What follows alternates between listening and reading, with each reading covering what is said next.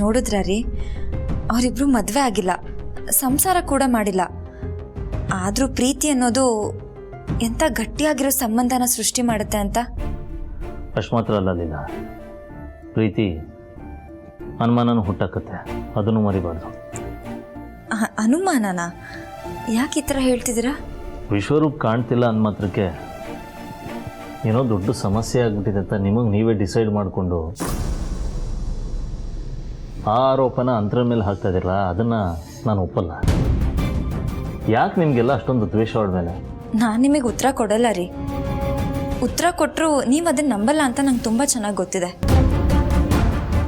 ಆಗಲೇ ನೀವೇ ಹೇಳಿದ್ರಲ್ಲ, ಪ್ರೀತಿ ಅನ್ನೋದು ಅನುಮಾನ ಕೂಡ ಸೃಷ್ಟಿ ಮಾಡುತ್ತೆ ಅಂತ. ಹಾಗೆ ಪ್ರೀತಿಯ ಇನ್ನೊಂದು ಮುಖ ಏನು ಗೊತ್ತಾ? ಸಾಕ್ಷಿ ಸಮೇತ ನಿಮ್ಮ ಮುಂದೆ ಇಟ್ಟರು ನಿಮಗೆ ಅನುಮಾನ ಬರದೇ ಇರೋಗೆ ನೀವು ನಡ್ಕೋತಾ ಇದ್ದೀರಾ ಅಂತ ಸ್ಟೇಜಲ್ಲಿದ್ದೀರಾ ನೀವಿವಾಗ. ಅಂದರೆ ಈಗಲೂ ಅಂದ್ರಂದೇ ತಪ್ಪು ಅನ್ನೋ ಥರ ಮಾತಾಡ್ತಿದ್ಯಾ ನೀನು? ಬೇಜಾರು ಮಾಡ್ಕೋಬೇಡಿ. ಈ ಮನೆ ಹೆಣ್ಮಕ್ಳು ಕಣ್ಣೀರು ಹಾಕಿ ಮನೆ ಬಿಟ್ಟು ಹೋಗ್ತಾ ಇದ್ದಾರೆ. ಈ ಮನೆ ಹೆಣ್ಮಕ್ಳು ಈ ಮನೆ ಕಣ್ಣೀರು ಹಾಕಿದ್ರೆ ಅದಕ್ಕೆ ಒಳ್ಳೇದಾಗತ್ತೆ ಅಂತ ನಿಮ್ಗೆ ಅನ್ಸುತ್ತಾ? ಅಲ್ಲ, ನೀವು ಒಂದು ಮಾತು ಅವ್ರ ಹತ್ರ ಕೇಳಲೇ ಇಲ್ವಲ್ಲ, ಯಾಕೆ ಈ ಥರ ನಡ್ಕೋತಿದ್ದೀರಾ, ಏನಾಯ್ತು ಅಂತ? ಬಹುಶಃ ನೀವು ಕೇಳಿದಿದ್ರೆ ನಿಮ್ಗೆ ಉತ್ತರ ಸಿಕ್ತಿತ್ತು ಅನ್ಸುತ್ತೆ. ಅವರು ಮನೆ ಬಿಟ್ಟು ಹೋಗೋಕ್ಕೆ ರೆಡಿ ಆಗಿದ್ದಾರೆ. ಅವ್ರು ಈ ಮನೇಲಿಲ್ಲ ಅಂದರೆ ನನಗೂ ಈ ಮನೆಗಳಿರೋಕ್ಕೆ ಇಷ್ಟ ಇಲ್ಲ. ಏನು ಎಲ್ಲರೂ ಬ್ಲ್ಯಾಕ್ ಮೇಲ್ ಮಾಡ್ತಾ ಇದ್ದೀರಾ? ಒಂದು ಮಾತು ನೆನ್ಪಿಟ್ಕೊಳ್ಳಿಲ್ಲ, ನಾನು ಪ್ರೀತಿ ನಂಬಿರೋನು. ಆ ನನ್ನ ಪ್ರೀತಿ ಗಟ್ಟಿಯಾಗಿರೋದಕ್ಕೆ ಕಳೆದೋಗಿದ್ದು ನನ್ನ ನಂತರ ವಾಪಸ್ ಬಂತು. ಕಳ್ಕೊಂಡಿರೋ ಪ್ರತಿಯೊಂದು ನನಗೆ ವಾಪಸ್ ಸಿಕ್ಕಿದೆ. ಅಂಥ ಪ್ರೀತಿನ ಅನುಮಾನಿಸೋದಿರಲಿ, ಆ ಆಲೋಚನೆ ಕೂಡ ನಾನು ಮಾಡಲ್ಲ. ಮನೆಯವರಾಗಿದ್ದಕ್ಕೆ ಉಳ್ಕೊಂಡಿದ್ದೀರಾ. ಇದೇ ಮಾತು ಬೇರೆ ಯಾರ ಆಡಿದರೆ ಅದ್ರ ಕಥೆನೇ ಬೇರೆ ಇರೋದು. ಇನ್ನೊಂದು ವಿಷಯ, ನನಗೆ ನನ್ನ ಪ್ರೀತಿನೇ ದೊಡ್ಡದು. ನನ್ನ ಅಂತರನೇ ಮುಖ್ಯ, ಅವಳು ಪ್ರೀತಿನೇ ದೊಡ್ಡದು. ಅವಳಿಗೋಸ್ಕರ, ಅವಳ ಪ್ರೀತಿಗೋಸ್ಕರ, ಅವಳ ಗೌರವಕ್ಕೋಸ್ಕರ ಏನನ್ನು ಬೇಕಾದ್ರೆ ಕಳ್ಕೊತೀನಿ, ಯಾರನ್ನು ಬೇಕಾದ್ರೆ ಬಿಡ್ತೀನಿ. ನೀವು ಅಂತರ ಮೇಲೆ ಎಷ್ಟು ಪ್ರೀತಿ ಇಟ್ಟಿದ್ದೀರೋ ಅಷ್ಟೇ ಪ್ರೀತಿ ಮನೆಯವ್ರು ನಿಮ್ಮ ಮೇಲೆ ಇಟ್ಟಿದ್ದಾರೆ. ಆದರೆ ವ್ಯತ್ಯಾಸ ಏನು ಗೊತ್ತಾ? ನಮ್ಮ ಪ್ರೀತಿ ನಿಮ್ಮ ಪ್ರೀತಿ ಥರ ಕುರುಡಾಗಿಲ್ಲ. ಪ್ರೀತಿನ ಪ್ರೀತಿಯಿಂದನೇ ಪ್ರೀತಿಸ್ಬೇಕು ರೀ. ಅದನ್ನು ರೀತಿ ನೀತಿಯಿಂದ ಪ್ರೀತಿಸೋಕ್ಕಾಗಲ್ಲ. ಅಂಥ ಪ್ರೀತಿ ಉಳಿಯೋದೂ ಇಲ್ಲ. ನನ್ನ ಮಾತಿಂದ ನಿಮಗೆ ಬೇಜಾರಾಗಿರ್ಬೋದು, ನನ್ನ ಕ್ಷಮಿಸ್ಬಿಡಿ. ಕೋಪನೂ ಬಂದಿರ್ಬೋದು, ಕೋಪ ಮಾಡ್ಕೊಳ್ಳಿ. ಆದರೆ ನನ್ನ ಮಾತಲ್ಲಿ ನಿಜವಾದ ಪ್ರೀತಿ ಇದೆ, ಸತ್ಯ ಕೂಡ ಇದೆ.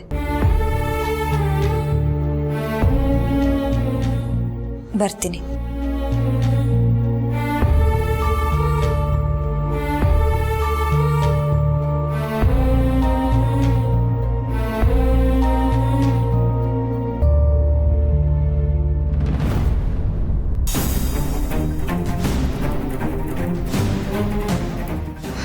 ಎಲ್ಲ ತಂದೆ ಸ್ಥಾನದಲ್ಲಿದ್ದು ಏಜೇನೆ ನಾವು ಮನೆ ಬಿಟ್ಟು ಹೋಗ್ತೀವಿ ಅಂತ ಹೇಳಿದಾಗ ಏನು ಮಾತಾಡಲಿಲ್ಲ. ಹಾಗಿದ್ಮೇಲೆ ನಾವಿಲ್ಲಿದ್ದು ಏನು ಪ್ರಯೋಜನ ಹೇಳಿ? ನೀವು ಅಳ್ಬೇಡಿ ಅಕ್ಕ. ಅಳು ಬರೋಕ್ಕೆ 100 ಕಾರಣ ಇದೆ ಸರು. ಆದರೆ ಈಗಳು ಬರೋದಕ್ಕೆ ಬೇರೆ ಕಾರಣನೇ ಇದೆ. ನಾವೆಷ್ಟು ಪ್ರೀತಿಸೋ ಏಜಿಗೆ ಒಂದು ಮಾತು ಹೇಳ್ದೆ ನಾವು ಹೋಗ್ತಾ ಇದ್ದೀವಿ. ಇಷ್ಟೆಲ್ಲ ಕೊಟ್ಟು ಮನೆನ ಈ ಮನೆನ ಬಿಟ್ಟು ಹೋಗ್ತಾ ಇದ್ದೀವಿ. ನಾವು ಸೋತ್ಬಿಟ್ವಿ.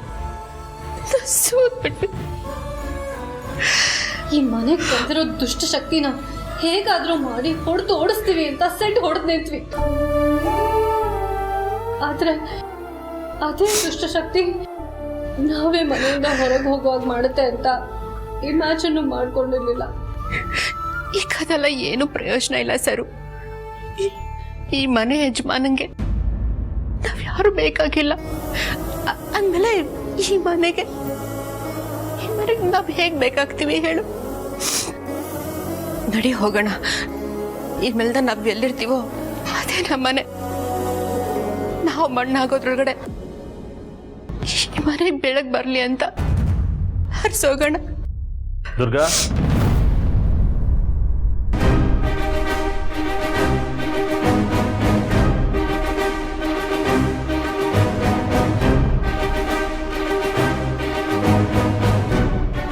ಹೊರಡಕ್ಕೆ ರೆಡಿ ಆಗಿದ್ದೀರಾ? ಇಲ್ಲ ಏಜೆ, ಎಲ್ಲ ರೆಡಿ ಆದ್ಮೇಲೆ ನಿರ್ಧಾರ ತಗೊಂಡು ಈಗ ಹೋಗ್ತಿದ್ದೀವಿ. ಗ್ರೇಟ್ ದುರ್ಗಾ. ನನ್ನ ಮನೆ, ನನ್ನ ಸಂಸಾರ, ನನ್ನ ಕುಟುಂಬ ಅಂತ ಹೇಳ್ತಿದ್ದ ದುರ್ಗಾನೂ ಕಾಣ್ತಾ ಇಲ್ಲ. ಏನಾದರೂ ಆದರೆ ಏಜೆ ಈ ಮನೆ ಮರ್ಯಾದೆ ಏನಾಗಬೇಕು, ಈ ಮನೆ ಮೇಲೆ ಯಾರು ಬೆರಳು ಮಾಡಿ ತೋರಿಸ್ಬಾರ್ದು ಅಂತ ಹೇಳ್ತಿದ್ದ ಸರೋನೂ ಕಾಣ್ತಾ ಇಲ್ಲ. ಲಕ್ಷ್ಮಿ ಅಕ್ಕನೂ ಕಾಣಿಸ್ತಾ ಇಲ್ಲ. ಅವ್ರು ಕಾಣೆ ಆಗಿರೋದಕ್ಕೆ ಕಾರಣ ಏನು ಅಂತ ನಮಗ್ ಚೆನ್ನಾಗಿ ಗೊತ್ತು, ಆದ್ರೆ ನಿಮಗ್ ಗೊತ್ತಾಗ್ತಿಲ್ಲ. ಗಾಳಿ, ನೀರು, ಭೂಕಂಪ, for that matter any natural disaster, ಇದನ್ನು ನಾವು ತಡೆಯೋದಕ್ಕಾಗಲ್ಲ. ಆದರೆ ನಮ್ಮನ್ನು ಪ್ರೀತಿಸೋರ್ನ ಪ್ರೀತಿಯಿಂದ ತಡೆ ಹಾಕ್ಬೋದು. ನಿಮಗೆ ಪ್ರೀತಿಸೋರೇ ಮುಖ್ಯ ಅಂತಂದಿದ್ರೆ ನಾವು ಇವತ್ತಿಂತ ನಿರ್ಧಾರ ತಗೊಳ್ತಿರ್ಲಿಲ್ಲ ಏಜೆ. ಆದರೆ ನಿಮಗೆ ನೀವ್ಯಾರನ್ನ ಪ್ರೀತಿಸ್ತೀರೋ ಅವರೇ ಮುಖ್ಯ ಅಂದಮೇಲೆ ನಾವಿಲ್ಲಿದ್ದು ಪ್ರಯೋಜನ ಇಲ್ಲ. ಸರಿ, ನಾನು ತಡೆಯಲ್ಲ. ಬಟ್ ನನ್ನೊಂದು ಪ್ರಶ್ನೆ ಇದೆ. ಏನೇ ಆದರೂ ಅದು ನನ್ನ ಅಂತರನಿಂದನೇ ಆಗಿದೆ ಅಂತ ಮಾತಾಡ್ತಾ ಇದ್ದೀರಲ್ಲ, ಯಾಕೆ? ಅವಳು ಏನು ಮಾಡ್ತಾಳೆ? ಅಂತರಾತ್ತೆನೆ ಬಂದು ನಮ್ ಕುತ್ತಿಗೆ ಹಿಸ್ಕಿ ಉಸಿರು ಕಟ್ಸಿ ಸಾಯಿಸಿದ್ರು ನಾವೇನು ಮಾತಾಡ್ತಿರ್ಲಿಲ್ಲ. ಆದ್ರೆ ಇಲ್ಲಿರೋದು ಅಂತರಾತ್ತೆ ಅಲ್ಲ. ನಿಮಗ್ ಯಾಕೆ ಗೊತ್ತಾಗ್ತಿಲ್ಲ? ಅಂತರ ಅಲ್ಲ ಅಲ್ಲ ಅಲ್ಲ ಅಂತ ಇದ್ದೀರಲ್ಲ, ಮತ್ತೆ ಯಾರು? ಇಷ್ಟು ದಿನ ನಿಮ್ಗೆ ಟೈಮ್ ಇತ್ತು ತಾನೆ, ಪ್ರೂವ್ ಮಾಡಿದ್ರಾ? ಇಲ್ಲ ಅಲ್ಲ. ಎದುರುಗಡೆ ಇರೋರು ತಪ್ಪು ಅಂತ ಪ್ರೂವ್ ಮಾಡೋಕ್ಕಾಗದೇ ಇದ್ಮೇಲೆ ಅವ್ರ ಬಗ್ಗೆ ಅಪಪ್ರಚಾರ ಮಾಡೋವಂಥ ಅಸ್ತ್ರ ಬಳಸೋದು ತಪ್ಪು ಸರ್. ಒಳ್ಳೆಯವ್ರ ಬಗ್ಗೆ ಪ್ರಚಾರ ಮಾಡ್ತೀವಿ, ಕೆಟ್ಟವ್ರ ಬಗ್ಗೆ ಅಪಪ್ರಚಾರನೂ ಮಾಡೋದಿಲ್ಲ. ಹಾಗೆ ಮಾಡೋದ್ರಿಂದ ಕೆಟ್ಟವ್ರಿಗೆ ಮಾತ್ರ ಅಲ್ಲ, ಕೆಟ್ಟತನಕ್ಕೂ ಪ್ರಚಾರ ಸಿಗುತ್ತೆ ಅಂತ ನೀವೇ ಹೇಳ್ಕೊಟ್ಟಿದ್ದೀರಾ. ಮತ್ತೆ ಯಾಕೆ ಪದೇ ಪದೇ ಅಂತರ ಮೇಲೆ ಆರೋಪ ಮಾಡ್ತಾ ಇದ್ದೀರಾ? ನೀವು ಹೋಗ್ತಾ ಇದ್ದೀರಾ, ಫೈನ್, ಹೋಗಿ, ನಾನು ತಡೆಯಲ್ಲ ನಿಮ್ಮನ್ನ. ಬಟ್ ನೀವು ಹೋದ್ಮೇಲೂ ನನ್ನ ಅಂತರ ಮೇಲೆ ಕೋಪ ಇಟ್ಕೊಂಡು ಹೋಗ್ತಿರಲ್ಲ, ಅದು ನನಗಿಷ್ಟ ಇಲ್ಲ. ನನ್ನ ನಂತರ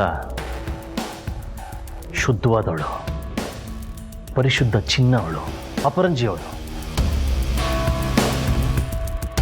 ಅಂಥವಳ ಬಗ್ಗೆ ಗುಲುಗಂಜೆಷ್ಟು ಕೋಪ ಆಗಲಿ, ಅಪನಂಬಿಕೆ ಆಗಲಿ, ಆರೋಪ ಆಗಲಿ ಯಾರು ಮನಸ್ಸಲ್ಲಿ ಇಟ್ಕೊಂಡು ಹೋಗೋದು ನನಗಿಷ್ಟ ಆಗಲ್ಲ.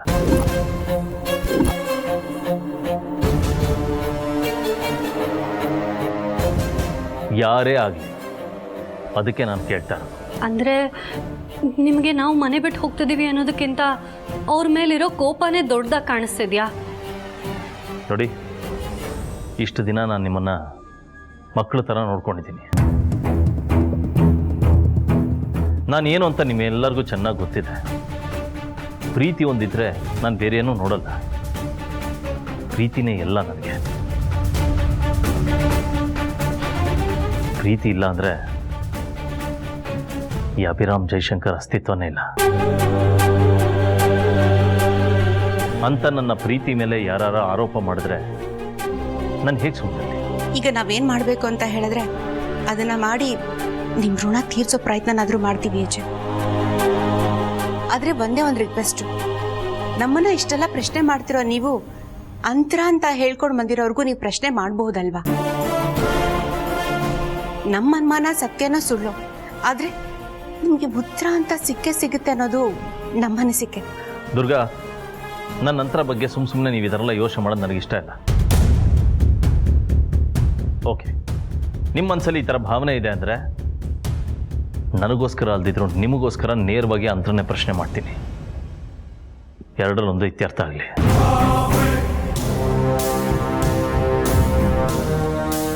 ಅಕಸ್ಮಾತ್ ನೀವು ತಪ್ಪಿತಸ್ಥರು ಅಂತ ಗೊತ್ತಾದರೆ ಅಂತರನ ಕಾಲಿಗೆ ಬಿದ್ದು ಕ್ಷಮೆ ಕೇಳೋದಕ್ಕೆ ರೆಡಿಯಾಗಿದೆ. ಬನ್ನಿ.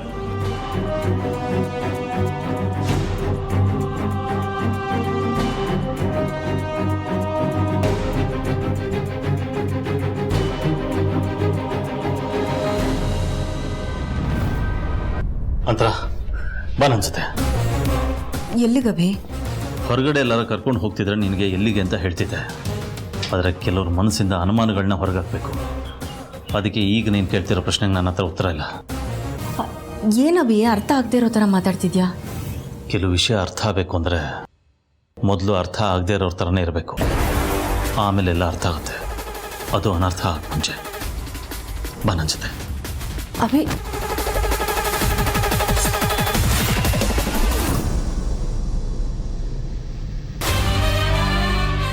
ರೀ ಏನಾಯ್ತು? ಎಲ್ಲರೂ ಮನಸ್ಸಲ್ಲೂ ಅನುಮಾನ ಇದೆ ಅಂತ ನನಗೆ ಗೊತ್ತು. ಈ ಅನುಮಾನ ಅವಮಾನ ಬಿಟ್ಟರೆ ಬೇರೇನು ಮಾಡಲ್ಲ. ಇರೋ ಅನುಮಾನನ ಬಗೆಹರಿಸೋಕ್ಕಿರೋ ಒಂದೇ ಟ್ರೀಟ್ಮೆಂಟ್ ಅಂದರೆ ಸತ್ಯದರ್ಶನ. ಅದನ್ನು ಮಾಡ್ಸೋಕ್ಕೆ ಅಂತಲೇ ಕರ್ಕೊಂಬಂದಿದ್ದೀನಿ.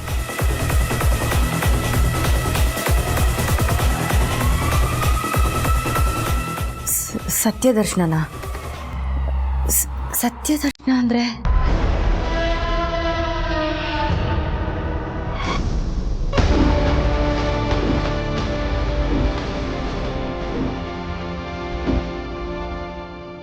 ನನ್ನ ಮೇಲೆ ಆಣೆ ಮಾಡಿ ಹೇಳು, ನೀನು ನಾನು ಪ್ರೀತಿಸಿದ ಅಂತರನ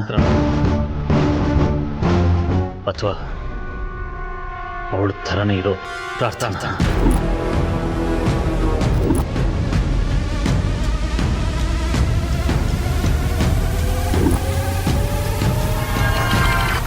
ನೀನು ಇದನ್ನು ಬಗೆಹರಿಸ್ದೆ ನಮ್ಮ ಮನೆ ಒಂದಾಗಲ್ಲ. ಹೊರಗಿನ ಜಗತ್ತಕ್ಕೆ ನೋಡೋದಕ್ಕೆ ನಾವೆಲ್ಲ ಒಟ್ಟಿಗೆ ಇದ್ರು ಮನೆಯೊಳಗೆ ಏನು ಸ್ವಾದ ಇಲ್ಲದೆ ಸ್ವರ್ಗ ಹೋಗುತ್ತೆ. ಅದಕ್ಕೋಸ್ಕರ ಕೇಳ್ತಾ ಇದ್ದೀನಿ, ನಿಜ ಏನು ಅಂತ ಹೇಳು.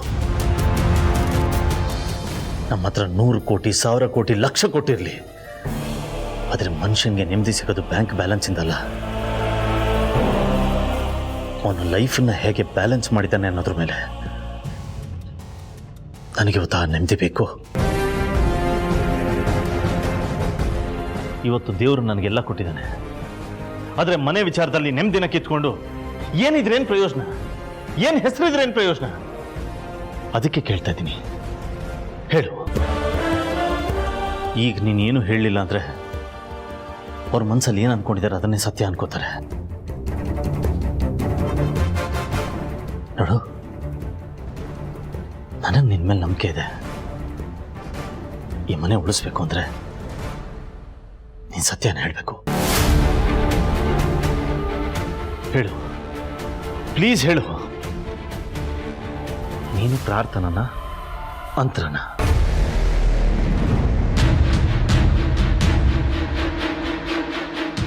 ಹೇಳ್ತೀನಿ ಸರ್. ಇವತ್ತಿರೋ ಸತ್ಯನ ಹೇಳ್ಬಿಡ್ತೀನಿ. ನಿಜ ಏನು ಅಂದರೆ ನಾನು ಅಂತರಾನೇ.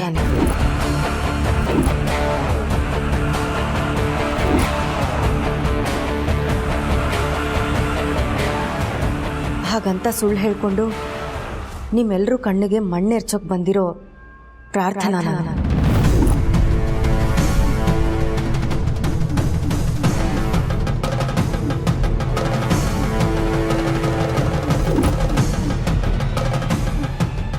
ಅಂತರ ನನ್ನ ಪ್ರಾರ್ಥನಾ. ಹಣ ಆಸ್ತಿ ಅಂತಸ್ತು ಅಂದರೆ ಯಾರಿಗಿಷ್ಟ ಆಗಲ್ಲ ಹೇಳಿ?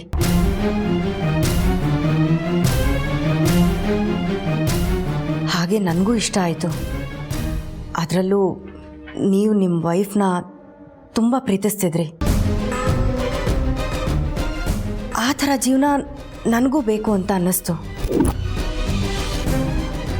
ನಾನು ಅಂತರ ಥರನೇ ಇದ್ದಿದ್ದರಿಂದ ಅದನ್ನು ಬಳಸ್ಕೊಂಡು ಈ ಮನೆಗೆ ಬಂದೆ. ಆದರೆ ನಾನು ಈ ಥರ ಸಿಕ್ಕಾಕೊಳ್ತೀನಿ ಅಂತ ನಾನು ಅಂದ್ಕೊಂಡಿರಲಿಲ್ಲ.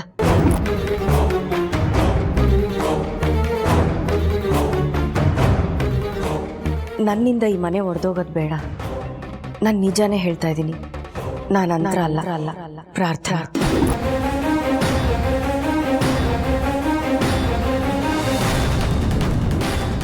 ಇವ್ರುಗಳ ಮನಸ್ಸಲ್ಲಿ ಅನುಮಾನ ಇತ್ತು ನೀನು ಪ್ರಾರ್ಥನಾ ಅಂತ. ಆದರೆ ನಾನು ನೀನು ನನ್ನ ನಂತರ ಅಂತ ಅಪಾರ್ಥ ಮಾಡ್ಕೊಂಡಿದ್ದೆ.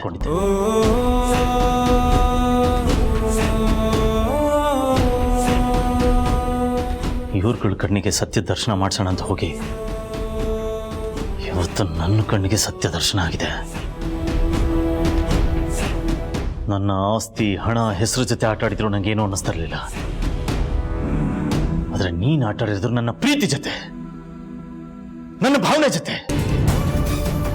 ನನ್ನ ದೇವತೆಗೆ ಕೊಡ್ಬೇಕಾದ ಪ್ರೀತಿನ ನಿನಗೆ ಕೊಟ್ಬಿಟ್ನಲ್ಲ ನಾನು. ನನ್ನ ಪ್ರೀತಿಗೆ ಮೋಸ ಮಾಡಿದ್ಯಾ ಅಂದ್ರೆ ನೀನು ಮನುಷ್ಯಲೇ ಅಲ್ಲ.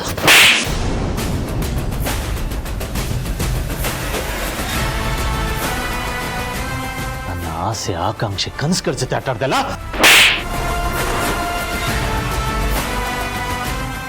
ನನ್ನ ಪ್ರೀತಿ ಜೊತೆ ಆಟ ಆಡೋದಕ್ಕೆ ಯಾರು ಪರ್ಮಿಷನ್ ಕೊಟ್ಟಿದ್ದು ನಿಮಗೆ? ಯಾರು ಕೊಟ್ಟಿದ್ದು?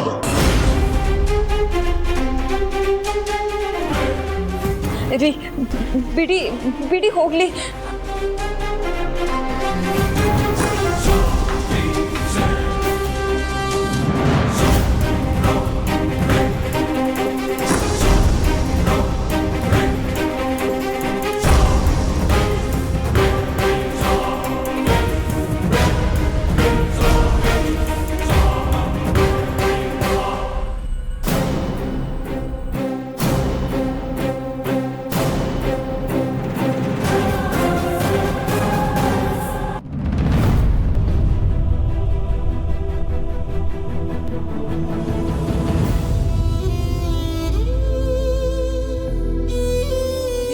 ಒಂದ್ ನಿಮಿಷ, ನನ್ನ ಮಾತು ಕೇಳಿ. ಎಲ್ಗೆ ಹೋಗ್ತಿದ್ದೀರಾ?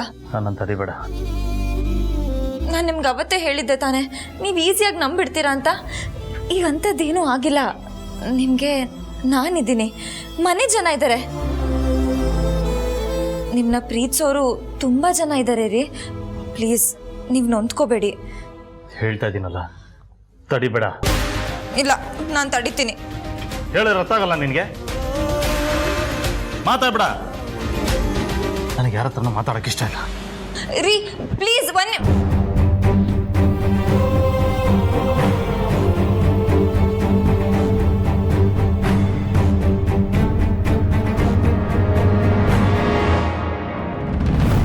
ಏನ್ ಪ್ರಾರ್ಥನಾ? ನಾನು ವಿಷಸರ್ಪ, ಉಸಿರು ಬಿಟ್ರೆ ಸಾಕು ಎಲ್ರೂ ಸುಟ್ಟು ಬೂದಿ ಆಗ್ಬಿಡ್ತಾರೆ, ಅದು ಇದು ಅಂತೆಲ್ಲ ಕೊಚ್ಕೋತಾ ಇದ್ದೆ. ಈಗೇನಾಯ್ತು? ಮಾಡಿದುಣ್ಣು ಮಾರ ಅನ್ನೋ ಮಾತು ಕೇಳಿಲ್ವಾ ಸರು? ಇವಳು ಇಷ್ಟು ದಿನ ಅದೇನೇನು ಕೆಲಸ ಮಾಡಿದಳೋ ಅದು 100 ಪಟ್ಟು ಅನುಭವಿಸ್ಬೇಕು. ಖಂಡಿತ ಅನುಭವಿಸ್ತಾಳೆ. ಅದಕ್ಕೆ ಹೇಳೋದು, ನಾವು ಮಾಡೋ ಒಳ್ಳೇದು ಕೆಟ್ಟದ್ದು ಎಲ್ಲಾನು ನಮ್ಮ ಹತ್ರನೇ ಬರುತ್ತೆ. ಕರ್ಮಕ್ಕೆ ಅಡ್ರೆಸ್ ಬೇಕಾಗಿಲ್ಲ.